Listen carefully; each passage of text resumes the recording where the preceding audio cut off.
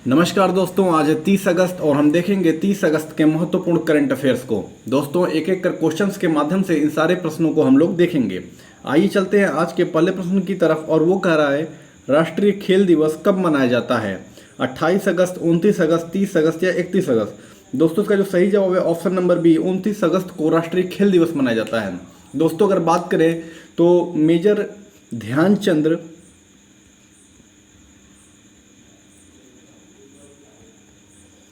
जिनका जन्म 29 अगस्त हुआ था तो उन्हीं के सम्मान में राष्ट्रीय खेल दिवस मनाया जाता है। दोस्तों अगर इस दिन बात करें 29 अगस्त को तो राष्ट्रपति क्या होता है इस अवसर पर खेलों से जुड़े हुए पुरस्कार क्या होते हैं प्रदान करते हैं, जैसे मेजर ध्यानचंद खेल रत्न पुरस्कार, अर्जुन पुरस्कार, द्रोणाचार्य पुरस्कार। ये सारे जो पुरस्कार हैं ये खेल दिवस के दिन यानी कि 29 अगस्त के दिन दिया जाता है।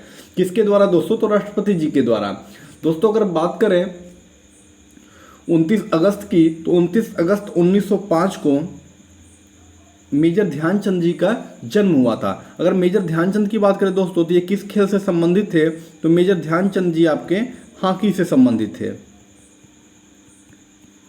हॉकी से संबंधित है दोस्तों। और राष्ट्रीय खेल दिवस की बात की जाए तो ये दोस्तों 2012 से प्रारंभ हुआ है ये राष्ट्रीय खेल दिवस मनाया जाना। आइए चलते हैं आज के अगले प्रश्न की तरफ और वो कह रहा है किस खिलाड़ी ने इंग्लिश चैनल तैर कर पार किया है? झरना कुमावत। जी हाँ, ऑप्शन नंबर ए इसका सही है। झरना कुमावत ने इंग्लिश चैनल को तैर कर पार किया है। दोस्तों अगर झरना कुमावत की बात की जाए तो ये भारत में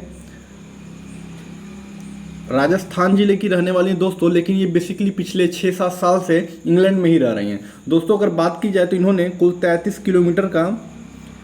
किलोमीटर का सफ़र तय किया। और बात की जाए कहाँ से कहाँ तक तो ये इंग्लैंड से फ्रांस तक। जी हाँ, इंग्लैंड के डोवर बीच से फ्रांस तक कितना समय लगा था दोस्तों?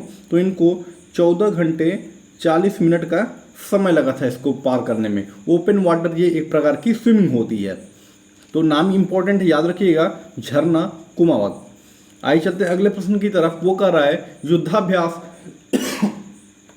वज्र प्रहार के 13वें संस्करण का आयोजन किन दो देशों के मध्य हुआ? पहला ऑप्शन है भारत मलेशिया, दूसरा भारत अफगानिस्तान, तीसरा भारत जापान, चौथा भारत अमेरिका। दोस्तों अगर इसकी बात की जाए तो भारत और अमेरिका के मध्य में युद्धाभ्यास वज्र प्रहार हुआ है। नाम इंपॉर्टेंट है वज्र प्रहार। और संस्करण कौन सा हुआ? तो 13वां संस्करण। दोस्तों अगर बात की जाए भारत में कहाँ पे तो ये आपके हिमाचल प्रदेश में हुआ है। बेसिकली ये एक बार भारत में और एक बार अमेरिका में होता है दोस्तों। तो पिछली बार अमेरिका में हुआ था और इस बार कहाँ पे हुआ है? भारत में। भारत में भी कहाँ पे? तो हिमाचल प्रदेश में। ये 28 अगस्त को ये समाप्त हुआ है और कब तक चला है? तो ये 21 दिन तक दोस्तों ये युद्धाभ्यास चला है भारत और अमेरिका के बीच में, जिसका नाम क्या है? वज्र प्रहार। भारत और अमेरिका के बीच में और अभ्यास की बात करें दोस्तों तो टाइगर ट्रायम्फ अभ्यास, रेल फ्लैग अभ्यास, ये विभिन्न प्रकार के अभ्यास जो है क्या होते हैं भारत और अमेरिका के बीच में ये युद्धाभ्यास होते हैं। आइए चलते हैं अगले प्रश्न की तरफ। वो कह रहा है प्रधानमंत्री मोदी ने कहां पर भारत के पहले भूकंप स्मारक स्मृति वन का उद्घाटन किया? नाम याद रखिएगा, भूकंप स्मारक स्मृति वन।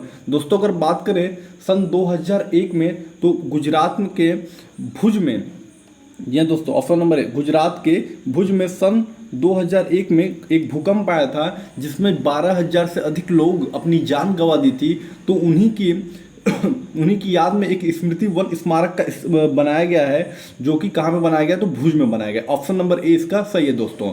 ये कहाँ पे? तो भुजियो पहाड़ है वहाँ पे, उसी के ऊपर इसको बनाया गया है। आइए देखते हैं अगले प्रश्न को। वो कह रहा है किस राज्य को अपना दूसरा रेलवे स्टेशन मिल गया? देखिएगा, ध्यान दीजिएगा, क्या कर रहा है? दूसरा रेलवे स्टेशन। जैसे ही दूसरा रेलवे स्टेशन आया तो पहला रेलवे स्टेशन का नाम भी इंपॉर्टेंट बन जाता है दोस्तों। अगर इसकी बात की जाए तो इसका जो सही जवाब है option number C, Nagaland. Nagaland को क्या मिला है? दूसरा रेलवे स्टेशन। पहले रेलवे स्टेशन की बात करें तो उसका जो नाम है दोस्तों वो है दीमापुर रेलवे स्टेशन। और ये किस समय बना था? तो 1903 में।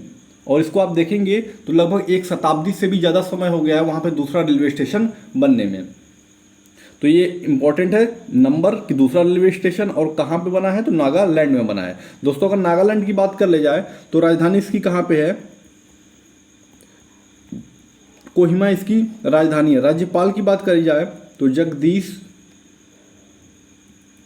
जगदीश मुखी क्या है, राज्यपाल हैं। और यहाँ के सीएम की बात करें तो नेफ्यूरियो यहाँ के क्या है, मुख्यमंत्री हैं। ये था दोस्तों ये नागालैंड के बारे में। देखते हैं अगले प्रश्न को। वो कह रहा है मारबत त्यौहार कहाँ मनाया जाता है। नाम देखिएगा, क्या नाम है इसका, मारबत त्यौहार। बेसिकली दोस्तों इस त्यौहार की बात की जाए तो यह क्या होता है, यह शहर को दुष्ट आत्माओं से बचाना, जी हाँ, इसलिए इस त्यौहार को मनाया जाता है। ये बेसिकली आत्माओं से संबंधित है, तो ये मनाया जाता है आपका नागपुर में ऑप्शन नंबर बी, ये नागपुर शहर में ही मनाया जाता है मारबत त्यौहार। इस अवसर में होता क्या है दोस्तों, तो रैली निकाली जाती है जिसमें दुष्ट आत्माओं की प्रतिमाएं बनाई जाती हैं और उन्हें जाकर के पूरे शहर में भ्रमण कराने के बाद उनको जाकर के क्या किया जाता है, उनको जला दिया जाता है। और ये जलाने को क्या माना जाता है कि ये बुराई का प्रतीक है, तो उसको क्या होता है, बुराई का प्रतीक समाप्त हो जाता है। इस तरीके से ये मारबत त्यौहार मनाया जाता है। तो मारबत त्यौहार कहाँ मनाया जाता है, नागपुर में ही मनाया जाता है दोस्तों। और ये किस लिए मनाया जाता है, तो ये दुष्ट आत्माओं से संबंधित है। अगले प्रश्न को देखते हैं। वो कह रहा है भारत नेपाल में कितने जल विद्युत संयंत्रों का निर्माण करेगा। अगर इसकी बात करें दोस्तों जल विद्युत संयंत्र की नेपाल में, तो चाइना जो है, चाइना और नेपाल के बीच में एक समझौता हुआ था जिसमें चाइना इस पर काम कर रहा था लेकिन वो इससे पीछे हट गया है। तो भारत अब नेपाल में 2 विद्युत जल संयंत्रों का निर्माण करेगा। अगर इनके नाम की दोस्तों अगर बात कर ली जाए जल विद्युत संयंत्र की, तो एक नाम है वेस्ट सेती जल विद्युत परियोजना और दूसरा है सेती नदी जल विद्युत परियोजना। 2 परियोजनाओं पर भारत कार्य करेगा। अगले प्रश्न की बात करें दोस्तों, भारत में निर्मित सबसे बड़े तरल हाइड्रोजन टैंक, जी हाँ, सबसे बड़ा क्या है, हाइड्रोजन, तरल हाइड्रोजन टैंक को किस देश में भेजा गया है। ये टैंक बनाया गया बेसिकली तरल हाइड्रोजन का, तो इसको भेजा गया है आपका दक्षिण Korea, Sweden, Finland, France. Option number A दोस्तों, दक्षिण कोरिया में इसको भेजा गया है। किस कंपनी ने बनाया है, तो नाम याद रखिएगा, आइनोक्सवा। ये एक कंपनी है जो कि क्रायोनिक उपकरण वगैरह बनाती है। इन्होंने ही इसको क्या बनाया है, हाइड्रोजन टैंक को बनाया है। ये निर्यात किस पोर्ट से हुआ है, तो ये भी इंपॉर्टेंट है, कांडला पोर्ट से। कांडला पोर्ट से इसे दक्षिण कोरिया भेजा गया है दोस्तों।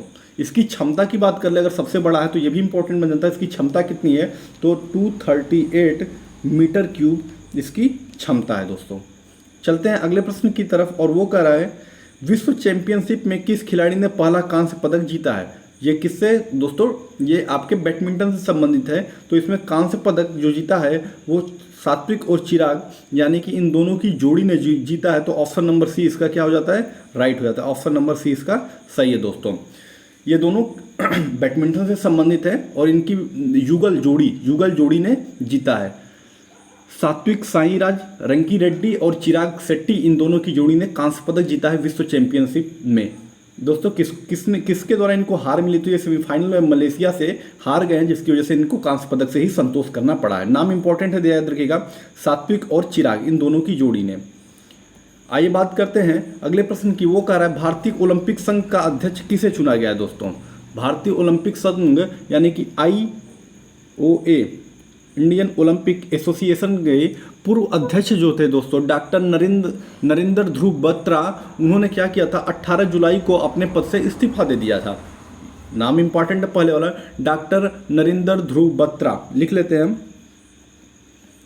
डॉक्टर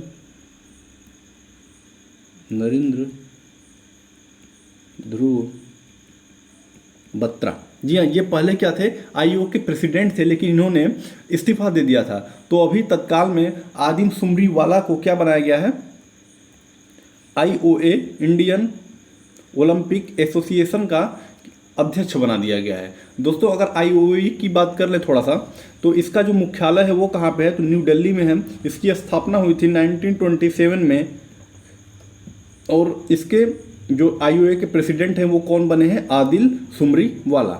अगले प्रश्न को देखते हैं। वो कह रहा है रूस किस देश में 2 परमाणु रिएक्टर का निर्माण शुरू करेगा, या 2 परमाणु रिएक्टर बनाने जा रहा है, वो हंगरी में। ऑप्शन नहीं दिया हुआ है, आंसर है बेसिकली दोस्तों हंगरी देश में क्या बनाया जा रहा है, 2 परमाणु रिएक्टर। अगले प्रश्न को देखते हैं। ये क्या कर रहा है, हाल ही में DRDO ने पिनाका एक्सटेंड रेंज रॉकेट का सफलतापूर्वक परीक्षण कहाँ पे किया है। नाम यहाँ पे क्या इंपॉर्टेंट बन जाता है, एक नाम, पिनाका एक्सटेंडेड रेंज रॉकेट, ये नाम इंपॉर्टेंट है। और किसने किया, तो DRDO ने। और ये कहाँ किया गया दोस्तों, पोखरण में किया गया है। अगले प्रश्न को देखते हैं, भारत की ओर से 100 टी20 मैच खेलने वाले खिलाड़ी कौन बन गए हैं? 100 टी20 मैच खेलने वाले खिलाड़ी विराट कोहली दोस्तों। अगले प्रश्न को देखते हैं, वो कह रहा है, ये आज का आखिरी प्रश्न है, किस राज्य ने आउटलुक ट्रैवलर अवार्ड 2022 का रजत पुरस्कार मिला है इनको? किसको राज्य को? तो तमिलनाडु को आउटलुक ट्रैवलर अवार्ड 2022 के रजत पदक से सम्मानित किया गया है। दोस्तों आज जिस राज्य की हम बात करेंगे उसका नाम है छत्तीसगढ़। ये आप देख सकते हैं छत्तीसगढ़, जो कि सन 2000 में किस राज्य से? तो मध्य प्रदेश राज्य से अलग हुआ था। ये देखते हैं इसके बारे में, ये आप देख सकते हैं सिंबल में, ये इसका क्या है? लोगो है दोस्तों। और छत्तीसगढ़ की बात कर लें तो इसकी राजधानी रायपुर, राज्यपाल अनुसुईया उइके, मुख्यमंत्री भूपेश बघेल जी हैं। कुल कितने जिला हैं दोस्तों? तो 32 जिला है। विधानसभा की बात करें तो 91, 11, 5, तीनों को एक साथ याद करेंगे, 91, 11, 5, 91, 11, 5। इसका गठन कब हुआ था दोस्तों? तो 1 नवंबर 2000 को। और सबसे बड़ा जिला भी कौन सा है? रायपुर है।